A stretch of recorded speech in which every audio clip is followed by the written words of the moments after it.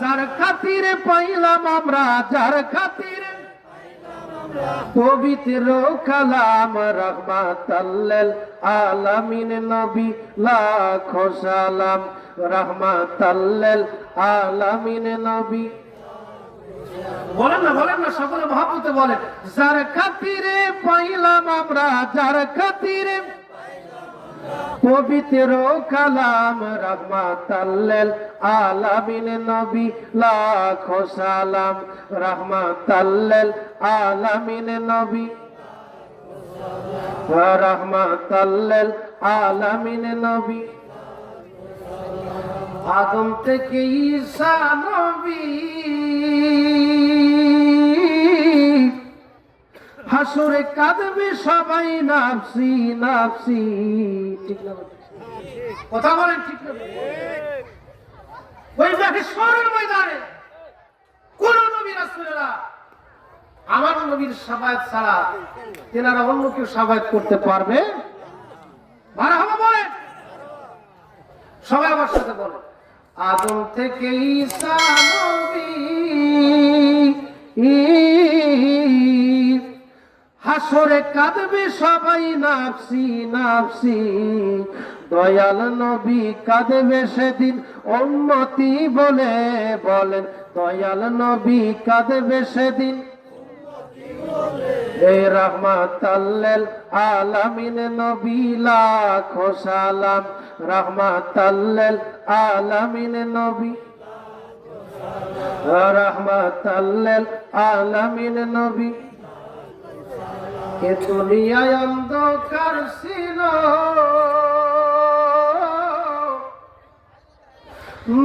একটু বিবেক দিয়ে বোঝার চেষ্টা করুন। আজকে যদি ওয়াজ করতে যাবেন মণিপুরি সাপ কি কইতেছে না কইতেছে, এই শীতের ভিতর আমাদের যাওয়ার কি দরকার? আচ্ছা আপনারা বলুন তো, আজকে যেরকম হিমশীতল আবহাওয়া, এইরকম আবহাওয়া গত 1 মাস আগে যদি আমরা চাইতাম, এই পৃথিবীর যত ইলেকট্রিসিটি আছে সমস্ত বিদ্যুৎ খরচ করে আমরা কি এই দেশটাকে এইভাবে শীতল করতে পারতাম? কি বলতে পারতাম? পারতাম না। তো শীত আল্লাহ তাআলার নিয়ামত কি না? কথা বলেন। হাদিসে পাক খুলে দেখা যায় প্রিয় নবীজি বলতেছেন, এই শীত হলো মুমিনের জন্য বসন্তকাল। সুবহানাল্লাহ। আল্লাহ পাক আমাদেরকে বুঝ দান করুন, সকলে পড়ি আমিন। নবীর বয়স 7 দিন। কয় দিন? 7 দিন। 7 থেকে 8 দিন। কয় দিন? জবান খুলে বলেন কয় দিন? আরবের মানুষেরা আব্দুল মুত্তালিবের কাছে আসছে যে লিডার, আমাদের এলাকায় অনেক দিন ধরে কোনো বৃষ্টি নাই, আপনার হাতে হেরেমের চাবি, আপনি কি আপনার রবের কাছে, হেরেমের মালিকের কাছে বৃষ্টির জন্য বলবেন না? মারহাবা। প্রিয় ভাইরা আমার, গভীরভাবে কথাগুলি খেয়াল করেন। এবার আব্দুল মুত্তালিব হেরেমের মানুষদেরকে বলল, আগামীকাল সকাল 10টার সময় তোমরা সবাই কাবা শরীফের সামনে আসবা। সুবহানাল্লাহ। সকাল 6টা থেকে তো মানুষ জড়ো হয়ে গেছে। যে আব্দুল মুত্তালিব কি বৃষ্টি দিতে পারবে? সে কি বৃষ্টি দিতে পারবে? আরেকজন কইতেছে সে কি পারবে, তার বাপে পারবে। পাবলিক ফাংশনে যা হয় কি হয় না? প্রিয় ভাই আমার, এবার ঠিক 10টা বাজার কিছুক্ষণ আগে আব্দুল মুত্তালিব আমার আপনার নবীকে কোলের মধ্যে নিয়ে কাবা শরীফের সাথে এইভাবে হাত লাগিয়েছেন। সুবহানাল্লাহ।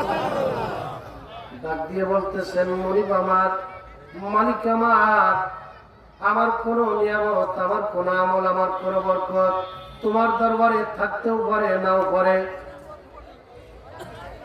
আমাকে তুমি পছন্দ করতেও পারো নাও পারো, তবে আমার নাতি মুহাম্মদ, তার যদি কোন নিয়ামত বরকত যদি তোমার দরবারে থেকে থাকে, আমার নাতি মুহাম্মদের উসিলায় তুমি দয়া করে আরবে বৃষ্টি দিয়ে দাও। এই বলে চাইতে দেরি আছে, আমার আল্লাহ বৃষ্টি দিতে দেরি করেন নাই। একটু আওয়াজ দিয়ে বলা যাবে কি সুবহানাল্লাহ। যার খাতিরে পাইলাম আমরা, যার খাতিরে পবিত্র কালাম, রাহমাতাল্লিল আলামিন নবী লাখো সালাম, রাহমাতাল্লিল আলামিন নবী। বলেন না সকলে মহব্বতে বলেন। যার খাতিরে পাইলাম আমরা, যার খাতিরে পবিত্র কালাম, রাহমাতাল্লিল আলামিন নবী লাখো সালাম, রাহমাতাল্লিল আলামিন নবী, রাহমাতাল্লিল আলামিন নবী। আদম থেকে ঈসা নবী, হাসরে কাঁদবে সবাই নাফসি নাফসি। ঠিক না? কথা বলেন ঠিক না? ওই মাহশরের ময়দানে কোন নবী রাসূলেরা আমার নবীর শাফায়াত ছাড়া তেনারা অন্য কেউ শাফায়াত করতে পারবে? মারহাবা বলেন সবাই আমার সাথে বলেন। আদম থেকে ঈসা নবী, হাসরে কাঁদবে সবাই নাফসি নাফসি। দয়াল নবী কাঁদবে সেদিন উম্মতি বলে, বলেন দয়াল নবী কাঁদবে সেদিন। এই রাহমাতাল্লিল আলামিন নবী লাখো সালাম, রাহমাতাল্লিল আলামিন নবী, রাহমাতাল্লিল আলামিন নবী। এ দুনিয়ায় অন্ধকার ছিল, নবী তুমি এসে দিলে যে আলো। নবী এসে আলো দিছে কি দিছে না? কথা বলেন দিছে কি দিছে না? আমার নবী দুনিয়াতে আসার আগে যে যুগটা ছিল, ওই যুগটাকে হাদিস কোরআনের ভাষায় বলা হয় আইয়ামে জাহেলিয়ার যুগ। কথা বলেন ঠিক কি? অন্ধকারের যুগ। যে যুগে সন্তান, মেয়ে সন্তান হয়েছে শুনতে পারলেই জীবিত দাফন করে দিত। নাউজুবিল্লাহ। এখন তো আমরা যে যুগে আছি বাবা, এই যুগটা জাহেলি যুগের চাইতে খারাপ, নাকি বলেন? খারাপ কি না? আরে ভাই, সেই জাহেলি যুগের মানুষ তো মার সামনে কন্যা সন্তানকে উলঙ্গ করে ধর্ষণ করে নাই, মার সামনে বাবার সামনে, বাবার সামনে তার স্ত্রীকে বৌমাকে ধর্ষণ করে নাই। কথা বলেন ঠিক কি না? সেই যুগে তো মা তার সন্তানকে হত্যা করে নাই, করছে কি? কি বলেন করছে? করে নাই। সেই যুগে তো সন্তান বাবাকে হত্যা করে নাই, বাবা সন্তানকে হত্যা করে নাই, মা সন্তানকে হত্যা করে নাই, সন্তান মাকে হত্যা করে নাই। কিন্তু এমন একটা যুগে আমরা বসবাস করতেছি, আমার পীর কেবলা জান হুজুর বলতেছেন, বাবা এমন একটা যুগে তোমরা বসবাস করবা, সামনে এমন একটা যুগ আসতেছে, সেই যুগটা হলো বাবা এমন ভয়ঙ্কর যুগ, পৃথিবীর বয়সে কোনোদিন আসে না। আল্লাহু আকবার বলেন। প্রিয় ভাইরা আমার, আজকে অনেকে আছে আমার পীর কেবলা জানকে ভণ্ড বলে। বলে কি বলে না? কথা বলেন বলে কি বলে না? যদি বলা হয় আটরশি কি, আটরশি তো ভণ্ড দরবার, আপনি কি আটরশি গেছেন কখনো? না আমি আটরশি যাই নাই। আছে না নাই? কথা বলেন আছে না নাই? আমি আমার ভাষায় বলি, আমি আমার ভাষায় বলি, আমার পীর কেবলা জান হুজুরকে যারা ভণ্ড বলে, এরা হলোই জামানার আসল ভণ্ড। কথা বলেন ঠিক কি?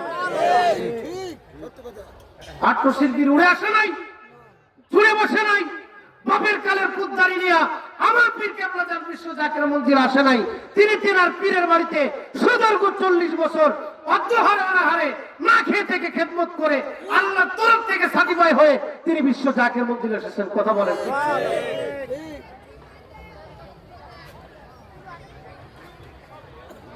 হাতি ঘোড়া গেল তাল, মশা বলে কতজন। কথা বলেন ঠিক কি না? নতুন নতুন নয়া নয়া পীর হয়েছে বর্তমানে, তারা আমার পীর কেবলা জানকে ভণ্ড বলতেছে।